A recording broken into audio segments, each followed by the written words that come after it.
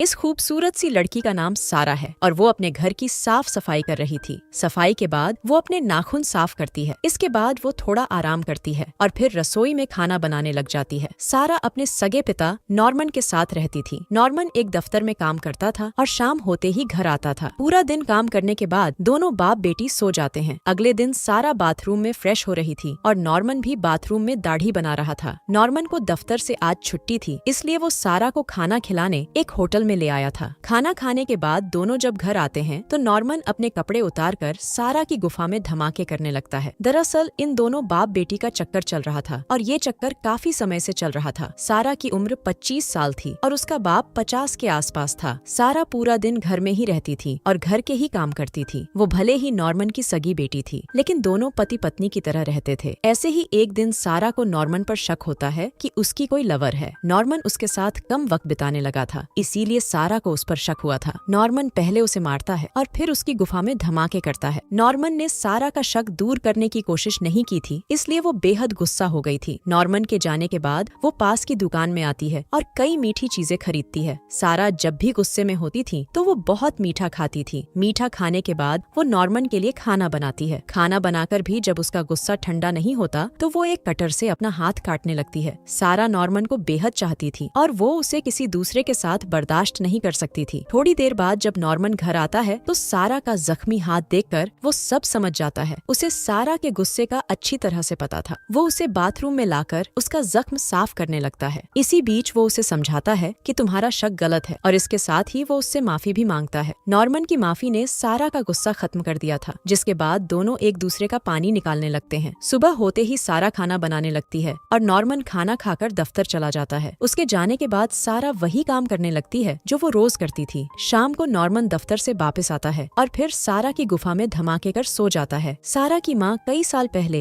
एक बीमारी से मर गई थी। सारा का कोई भाई बहन भी नहीं था, इसलिए पूरे घर में वो और नॉर्मन ही रहते थे। वैसे तो नॉर्मन उसका पूरा ख्याल रखता था, लेकिन जब उसे गुस्सा आता था तो वो सारा को काफी मारता पीटता था। ऐसे ही एक शाम सारा खाने की टेबल सजा रही थी। नॉर्मन उसे 2 की जगह 3 प्लेटें लगाने को कहता है। सारा जब उससे तीसरी प्लेट के बारे में पूछती है तो नॉर्मन उसे बताता है कि आज मेरी लवर हमारे साथ खाना खाने वाली है। सारा को इतना बताकर वो उसे रसोई में भेज देता है। सारा का शक बिल्कुल सही था, इसलिए वो काफी उदास हो गई। जल्दी ही नॉर्मन की लवर मारिया भी उनके घर आ जाती है। नॉर्मन का उसके साथ ही चक्कर चल रहा था, मगर सारा को उनके बारे में कुछ भी नहीं पता था। देखते ही देखते तीनों बैठकर खाना खाने लगते हैं। मारिया नॉर्मन को साधारण बंदा समझ रही थी। उसे ये नहीं पता था कि ये साला अपनी ही बेटी के साथ करता है। खाने के बाद नॉर्मन मारिया के साथ नाचने लगा, जबकि सारा गुस्से में आकर घर से बाहर आ गई। वो नॉर्मन को किसी और के साथ नहीं देख सकती थी, इसीलिए वो घर से बाहर आई थी। बाहर आकर वो एक कैफे में ही पूरी रात बैठी रहती है। अगली सुबह भी सारा घर नहीं जाती, बल्कि शहर में ही घूमने लगती है। उसका गुस्सा अभी भी ठंडा नहीं हुआ था। घूमते घूमते वो बीच पर पहुंच जाती है और वहाँ उसे लड़कों का एक ग्रुप मिलता है। ये सभी लड़के नशा कर रहे थे और वो सारा को भी नशा करवाते हैं। जल्दी ही सारा पर नशा चढ़ जाता है, जिसके बाद एक लड़का उसे एक तरफ ले जाता है और फिर उसकी गुफा में धमाके करता है। पहले के बाद दूसरा, फिर तीसरा और फिर सभी लड़के बारी बारी से सारा के साथ मजे करते हैं। सारा ने अपना गुस्सा शांत करने के लिए ये सब कुछ किया था। उसका मानना था कि अगर नॉर्मन किसी के साथ कर सकता है तो वो भी दूसरों के साथ मजे कर सकती है। लड़कों का पानी निकालने के बाद वो बीच पर फिर से घूमने लगी और इसी बीच उसका फोन कहीं गिर जाता है। वो अपना फोन ढूंढने की काफी कोशिश करती है। जब उसे कहीं भी फोन नहीं मिलता तो वो रोने लगती है। बीच पर ही उसे नीना नाम की लड़की मिलती है और वो ही रोती हुई सारा को संभालती है। सारा अभी भी अपने घर नहीं जाना चाहती थी, इसलिए नीना उसे अपने घर पर ले आती है। नीना जानना चाहती थी कि वो अपने घर क्यों नहीं जाना चाहती, मगर सारा उसे कुछ भी नहीं बताती। वो उसके घर पर ही रात गुजारना चाहती थी और नीना उसके लिए बिस्तर तैयार करती है। अगली सुबह सारा का गुस्सा काफी ठंडा हो गया था, जिस कारण वो नीना के फोन से नॉर्मन को फोन करती है। वो उसे सब बताती है कि मेरा फोन गिर गया और इस वक्त मैं अपनी दोस्त के घर पर हूँ। थोड़ी देर बाद सारा नीना के घर से निकलकर नॉर्मन का इंतजार करने लगी। जल्दी ही नॉर्मन उसके पास पहुँच जाता है और वो सारा को गाड़ी में बिठाकर चला जाता है। नॉर्मन को भी सारा की चिंता हो रही थी, इसलिए उसे जैसे ही नीना के घर का पता बताया गया तो वो सारा को लेने पहुंच गया। वो उससे नीना के बारे में पूछता है, लेकिन सारा उसकी बात का जवाब नहीं देती। जल्दी ही दोनों अपने घर पहुंच गए। घर आकर सारा देखती है कि नॉर्मन के कमरे में मारिया के कपड़े पड़े हैं और उन्हें देखकर वो फिर से गुस्सा हो गई थी। नॉर्मन जल्दी जल्दी कपड़े घर से बाहर फेंक कर कहता है कि मैंने मारिया से सारे रिश्ते तोड़ लिए हैं, क्योंकि मैं तुम्हें खोना नहीं चाहता। इतना कहकर वो सारा को चूमने लगता लगता है। सारा जब उसका साथ नहीं देती तो वो साला उसे मारने पीटने लग जाता है। काफी मारने पीटने के बाद वो उसकी गुफा में धमाके करता है और फिर आराम से सो जाता है। अगली सुबह सारा फिर से नीना के घर आती है। नीना अपने घर में अकेली ही रहती थी, इसलिए सारा उसके पास कभी भी आ सकती थी। नीना भी नशा करती थी, इसलिए सारा भी उसके साथ नशा करती है। नशा करने के बाद वो दोनों कोई मूवी देखने लगती है और दोनों मूवी का पूरा मजा लेती है। दरअसल सारा नॉर्मन के बच्चे की माँ बनने वाली थी, लेकिन वो ये बात नॉर्मन को बताने से डरती थी। उसे ये बात तब पता चली थी जब वो होटल में खाना खाने गई थी और होटल में उसे उल्टी आ गई थी। उसे डर था कि जब ये बात नॉर्मन को पता चलेगी तो वो उसे बेहद मारेगा और शायद वो उसके बच्चे को भी जान से मार डाले। इसी वजह से वो नॉर्मन को बिना बताए नीना के घर आ गई थी, ताकि यहाँ आकर वो आराम से सोचकर कोई फैसला कर सके। काफी देर सोचने के बाद वो अपनी जान देने की भी कोशिश करती है, लेकिन दे नहीं पाती। वैसे इस बार नॉर्मन नहीं बल्कि नीना उसका जख्म साफ करती है। सारा ने कल की रात भी नीना के पास बिताई थी और आज सुबह भी वो उसके पास ही थी। नॉर्मन ने नीना को कई फोन किए थे, लेकिन नीना ने उसके किसी भी फोन का जवाब नहीं दिया था। सारा अब नीना के साथ ही रहना चाहती थी और उसकी मदद करने के लिए वो पास वाली दुकान में राशन खरीदने आ जाती है। उसे अब नॉर्मन से ज्यादा नीना अच्छी लगने लगी थी। एक तो नीना उसकी हर फीलिंग समझती थी और दूसरा वो उसे मारती भी नहीं थी। नीना के घर में कभी खाना नहीं बना था क्योंकि वो बाहर ही खाना खाती थी। सारा पहले उसके लिए खाना बनाती है और फिर उसे साथ लगाकर पूरे घर की साफ सफाई करती है। सफाई करने के बाद वो जब आराम करने लगती है तो उसे नींद आ जाती है। नींद में वो एक सपना देखती है। सपने में वो देखती है कि नॉर्मन उसे लेने नीना के घर आ गया। वो उसे जब बताती है कि मैं माँ बनने वाली हूँ तो नॉर्मन बेहद खुश होता है और खुशी खुशी वो उसे अपने साथ ले जाता है। सपने में ही सारा एक बच्चे को जन्म देती है। सपने में ही वो देखती है कि वो और नॉर्मन पूरा दिन बच्चे के साथ खेलते रहते हैं, लेकिन ये सब सच नहीं था क्योंकि ये सब कुछ तो सारा अपने सपने में देख रही थी। नींद से जागकर वो नॉर्मन को फोन करती है। नॉर्मन उसे घर वापस आने को कहता है और सारा उसकी बात मान जाती है। जल्दी ही नॉर्मन अपनी गाड़ी लेकर सारा के पास आता है और उसे अपने साथ लेकर चल पड़ता है। रास्ते में सारा ने उसे बता दिया था कि वो माँ बनने वाली है और उसकी बात सुनकर नॉर्मन कुछ नहीं बोलता। जल्दी ही वो दोनों घर पहुँच जाते हैं। घर आते ही नॉर्मन उससे कहता है कि मैं बेहद खुश हूँ कि तुम माँ बनने वाली हो। ये बच्चा हमारे प्यार की निशानी होगा और हमें ऐसी ही निशानी की जरूरत थी। इतना कहकर वो सारा के बचपन की तस्वीरें ढूंढने लगा, जबकि सारा एक तरफ होकर रोने लगी थी। देर रात को जब नॉर्मन सो जाता है तो सारा घर से भागकर एक किराए की गाड़ी पकड़ती है। अगली सुबह सारा एक अस्पताल में थी और उसने नीना को अपने पास बुलाकर सब बता दिया था कि उसका बाप उसके साथ क्या क्या करता है। सारा ने यहाँ आकर अपनी सफाई करवा दी थी क्योंकि वो नॉर्मन के बच्चे की माँ नहीं बनना चाहती थी। वो नहीं चाहती थी कि जैसे नॉर्मन उसकी मजबूरी का फायदा उठाकर उसके साथ मजे करता रहा, वैसे ही वो कहीं उसके बच्चे के साथ ना करे। इसी के साथ इस कहानी का यही अंत हो जाता है। हमारी वीडियो देखने के लिए बहुत बहुत धन्यवाद। अगर आप ऐसी ही वीडियोस के दीवाने हैं तो प्लीज मेरे चैनल को जरूर सब्सक्राइब करें। मिलते हैं अगली वीडियो में, तब तक के लिए नमस्कार।